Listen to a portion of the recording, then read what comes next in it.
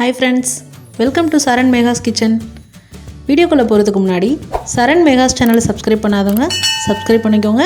மறக்காம அந்த பெல் பட்டனை பிரஸ் பண்ணிக்கோங்க.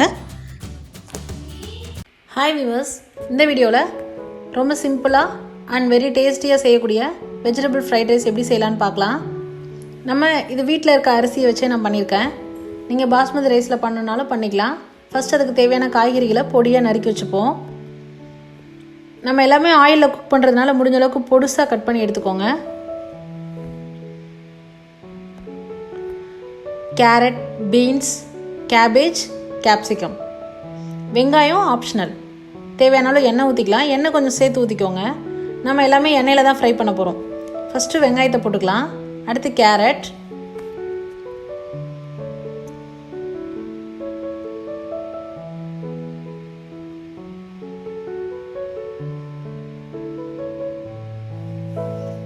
முட்டைக்கோஸ்,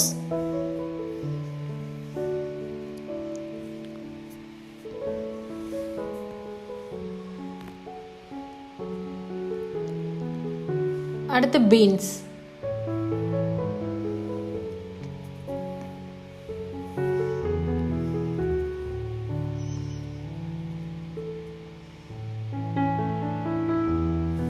போட்டு நல்லா கிளறிக்கலாம். எண்ணெயிலே அந்த காய்கறிகள் குக் ஆகணும். ஒரு 80 to 90% குக் ஆனால் போதும். தேவையான அளவு உப்பு சேர்க்குறேன்.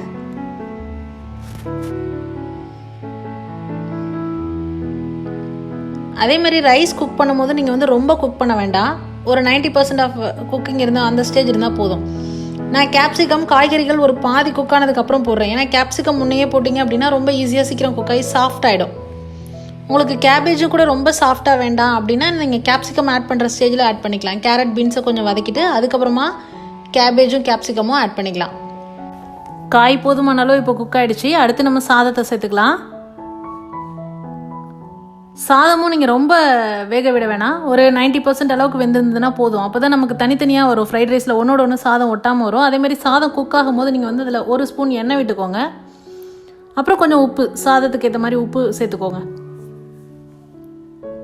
சாதம் கொஞ்சம் குறைவாக இருக்க மாதிரி நீங்கள் ஃபீல் பண்ணிங்க அப்படின்னா ஒரு வெள்ளை துணியில் அந்த சாதத்தை இந்த ஃப்ரைட் ரைஸ் செய்ய ஆரம்பிக்கும் போது அதை விரித்து அந்த வெள்ளை துணி மேலே பரப்பி வச்சுருங்க சாதத்தை.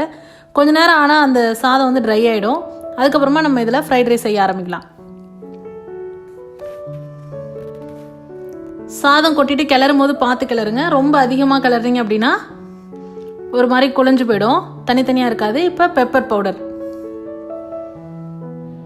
சேர்த்துட்டு கிளறி ஆஃப் பண்ணிங்க அப்படின்னா நம்மளோட சுவையான வெஜிடபிள் ஃப்ரைட் ரைஸ் ரெடிங்க.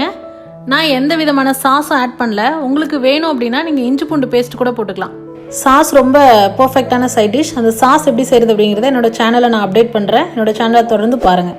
இந்த வீடியோ உங்களுக்கு பிடிச்சிருந்தா லைக் பண்ணுங்கள், ஷேர் பண்ணுங்கள், கமெண்ட் பண்ணுங்கள், மறக்காமல் சப்ஸ்கிரைப் பண்ணுங்கள் ஃப்ரெண்ட்ஸ்.